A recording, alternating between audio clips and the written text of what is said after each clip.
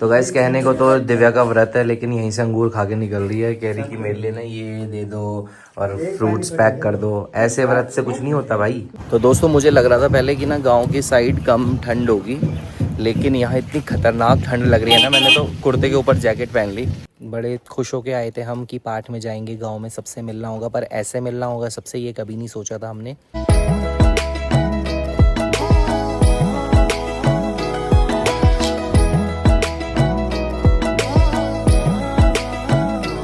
Hello दोस्तों, welcome back to our YouTube channel Rahul Kuriyal. तो आपने लास्ट व्लॉग में हमारे देखा था कि हम लोग टीरी पहुंच गए थे और हम लोगों ने शिवरात्रि वाले दिन जाना था ओणेश्वर महादेव के दर्शन करने के लिए गांव, और उसके बाद पाठ भी था 3 दिन का, तो वहां भी सभी लोगों ने आना था। लेकिन आपने कल मेरा पोस्ट देखा होगा यूट्यूब पर, मेरे छोटे चाचा जी अब नहीं रहे हैं।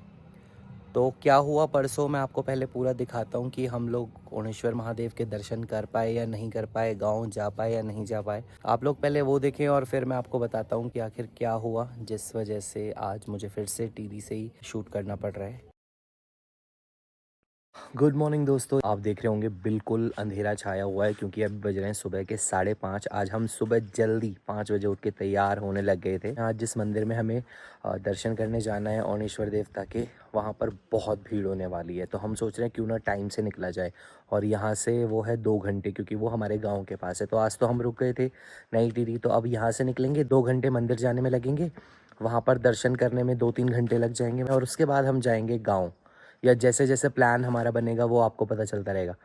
तो मैं तो हो चुका हूँ तैयार, कुर्ता पहन लिया मैंने, अंदर दिव्या भी तैयार हो रही है। आज हम तीनों का ही फास्ट है, पापा का, मेरा और दिव्या का, तो कुछ खाना भी नहीं है, तो हम सोच रहे हैं जल्दी निकलेंगे सिर्फ चाय पी के। तो चलिए आज का व्लॉग शुरू करते हैं। ये देखो दिव्या हो गई रेडी? हाँ, हो गई पूरी तरह, और पूरा घर फैला दिया हमने है दीदी का। और यहाँ पर तो और फैलेगा। दिव्या ये साड़ी पहनेगी तू आज? नहीं, साड़ी क्यों पहनूंगी, ये तो मैं परसों के लिए रखा। अच्छा, पाठ के लिए। ओके, तो आज दिव्या ने सूट पहन लिया है, तो निकले फिर। करना है ना आज। हाँ, निकलते दीदी जल्दी से चाय पिला दो, जब निकलना ही है ना फिर जल्दी ही निकलते हैं ना, ताकि जल्दी पहुंचे। तो दोस्तों ये देखो, अपनी नींद सेक्रीफाइस करके सुबह सुबह इसको जैसे ही पता चला कि मामा लोग जा रहे हैं, कह रहा है कि मामा परसों जल्दी आना, तो हम आएंगे जल्दी, ठीक है, और तेरे साथ रहेंगे, और फिर ये हमारे साथ दिल्ली चलेगा, है ना। निकलते हैं ओणेश्वर देवता मंदिर के लिए, और वहाँ पे करते हैं भोलेनाथ के दर्शन, और आपको भी करवाते हैं। तो गाइस कहने को तो दिव्या का व्रत है, लेकिन यहीं से अंगूर खा के निकल रही है। कह रही कि मेरे लिए ना ये दे दो और फ्रूट्स पैक कर दो। ऐसे व्रत से कुछ नहीं होता भाई। ये देख दिया ना ये भोलेनाथ जी को पता है, मन में श्रद्धा होनी चाहिए। जब मैं दिल्ली से यहाँ तक पहुँच गई तो अंगूर क्या चीज है। और ये हमारी फ्यूचर की स्टार, ये देखो पड़ी हुई है, एक होता है सोई हुई है, ये पड़ी हुई है। डॉल्ची बाय बाय बाय ब्रो। चलो बाय बाय बाय। और दोस्तों अर्नव का बलिदान याद रहेगा हमें। अर्नव सुबह 5:30 बजे हमारा बैग उठा के ऊपर तक हमें छोड़ने चल रहा है। इस एज में बच्चे सोते हैं, मामा को कोई नहीं छोड़ने जाता, लेकिन अर्नव इकलौता एक ऐसा बच्चा हमारे लिए ब्रश करे बिना बारिश की बूंद, बारिश भी हो रही है। देखा, शिवरात्रि है भाई, शिवरात्रि। ओए शिवरात्रि की बधाई तो दे दे। शिवरात्रि की बहुत बहुत शुभकामनाएं आप सभी को। भोलेनाथ सब पे कृपा बनाए रखें। हाँ। चलो बाय। इन बांग्लादेशियों का बॉर्डर यहीं तक है। ओके बाय अर्नव, मिलते हैं बहुत ही जल्द। फाइनली हम लोग पहुंच चुके हैं ओणेश्वर देवता के मंदिर। आप लोग देख रहे हैं अपनी स्क्रीन पर, ये है वो मंदिर जिसकी बहुत ही ज़्यादा प्रसिद्धि है। आप लोग हाथ जोड़ के महादेव जी के दर्शन कर लीजिए। अभी हम आपको नीचे जाके भी दिखाएंगे, पर ये व्यू आप अभी ऊपर से देख रहे हैं जहाँ हमने गाड़ी पार्क करी है। ये देखो यहाँ हमने गाड़ी लगाई है, और आज बहुत गाड़ियाँ आ रखी है दर्शन के लिए। भीड़ देख सकते हैं आप, सुबह सुबह 8 बजे ही बहुत भीड़ हो चुकी है। मेला भी लगता है, तो ये झूले भी आपको नज़र आ रहे होंगे यहाँ। हाँ, ये दिव्या सोती सोती आई है, इसलिए उबासियाँ नहीं ख़त्म हो रही इसकी। निकल। पापा यहाँ पर पूजा का सामान निकालते हुए। कैसा रहा भाई 2 घंटे का टूर? बढ़िया। तू तो सोते सोते आई, तेरे को पता भी नहीं चला होगा।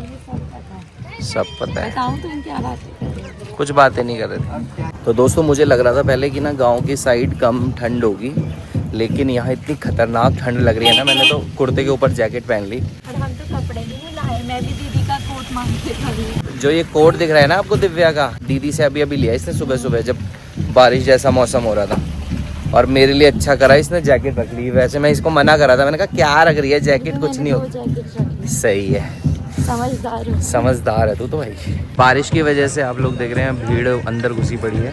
मेला भी लगता है आज के दिन यहाँ, आज और कल का मेला लगेगा बहुत ज़बरदस्त। मौसम देखो आप, वहाँ क्या मस्त बादल नज़र आ रहे हैं।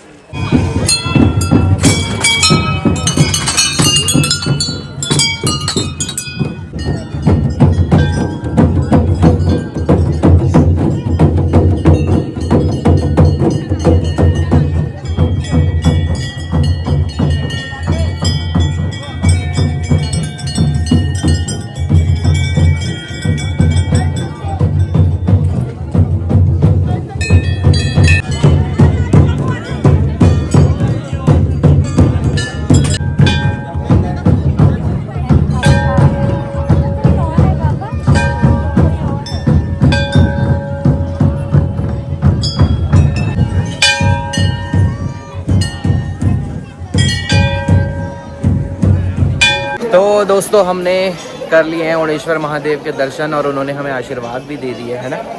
कोई दर्शन पापा है पापा? हाँ, बढ़िया दर्शन हो गए, मस्त दर्शन हो गए, और आशीर्वाद भी मिल गया। सबसे पहले लग गए हम लोग लाइन में, बढ़िया दर्शन। तो दोस्तों ओणेश्वर महादेव के मंदिर से निकलने के बाद हम लोग पहुंच चुके हैं लमगांव। ये दिख रहा होगा आपको पीछे। तो आज पूरा खाली है, शिवरात्रि में छुट्टी है, तो यात्री वगैरह सब मंदिरों में गए हुए हैं। अभी 10 बजे हैं, तो अब थोड़ी देर में शायद सारी शॉप्स खुल जाए और यहाँ पर भीड़ दिखने को मिले। और अभी हम जा रहे हैं कोटेश्वर महादेव, जो कि है मम्मी के मायके के नीचे। तो दोस्तों फिर से टिहरी वापस आ चुके हैं, और गए थे हम लोग गांव में पाठ के लिए, बट अचानक से कुछ ऐसा हो गया कि जिसकी वजह से हमें पाठ कैंसिल करना पड़ा इस साल। अब वो नेक्स्ट ईयर होगा। हम सब वापस आ गए हैं।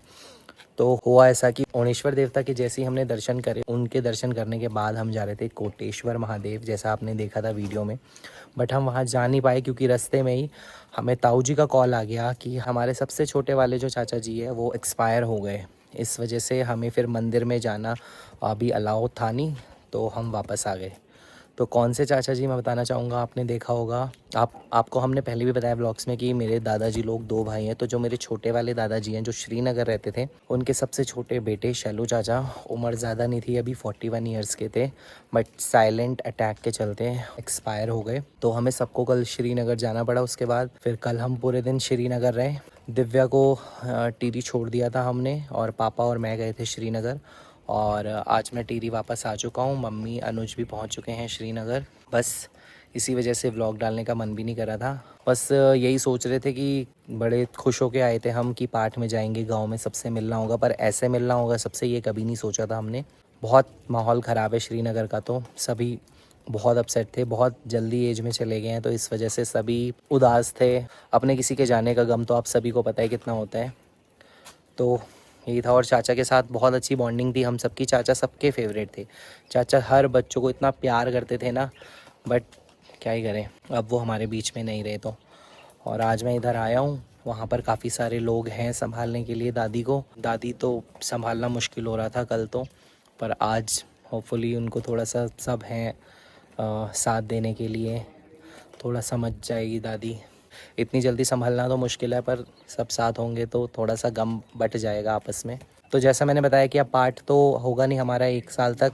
सारे त्यौहार भी हमारे बंद हो जाएंगे अब नेक्स्ट ईयर तक। 1-2 दिन शायद मम्मी पापा श्रीनगर रुकेंगे, और उसके बाद जैसे भी प्लान बनेगा घर वापस जाने का, हम लोग घर जाएंगे। दोस्तों यही था आज का ब्लॉग। मिलते हैं आपसे बहुत ही जल्द एक नेक्स्ट ब्लॉग में। तब तक के लिए बाय बाय।